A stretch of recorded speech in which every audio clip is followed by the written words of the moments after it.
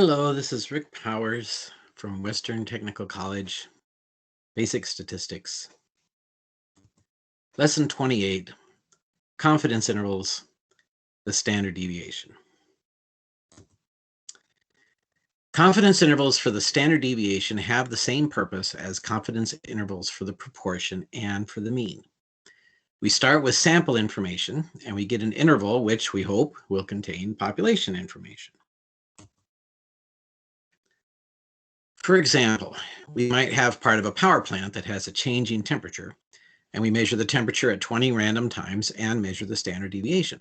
So we want to know, based on that sample number, what would be the population standard deviation.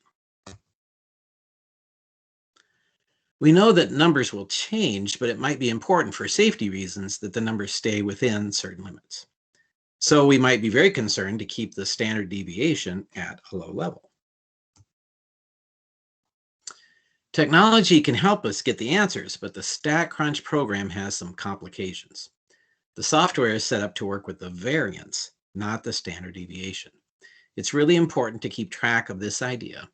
The standard deviation is the square root of the variance, and the variance is the standard deviation squared. If we are careful to follow instructions, then we can use technology to do this. The sample size of 20, let's say the sample standard deviation is 0.8 degrees. The answer then for the confidence interval, sigma is between 0.61 and 1.17, meaning the population standard deviation should be between 0.61 and 1.17 with 95% confidence. But take a look at this interval. 0.61 to 1.17, it is not symmetric with reference to the given sample number. From 0.8 to 0.61 is 0.19, while from 117 to 0.8 is 0.37. Here are the equations for this. I won't tell you all the details of this, but these are the equations. These are very different from the previous confidence intervals. The process of finding confidence intervals for the standard deviation requires using a new type of distribution curve called the chi-squared distribution. Chi, it rhymes with sky. The textbook gives examples of how this is determined. The sampling distribution of the sample variance follows a chi-squared curve.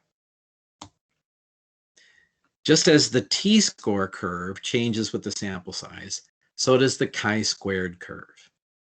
However, the shape is very different. It is not symmetric, and there are no negative values on the horizontal axis. Here's a picture of differing curves for the chi-squared based on differing sample sizes.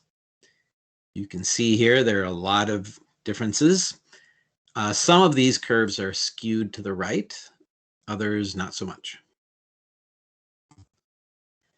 The nice part about using technology is that when we use the software to find the confidence interval, we don't have to find the numbers for the chi-square distribution since the software does all that for us. We will not concern ourselves with the details. We will use the technology to get the answers needed. End of lesson 28.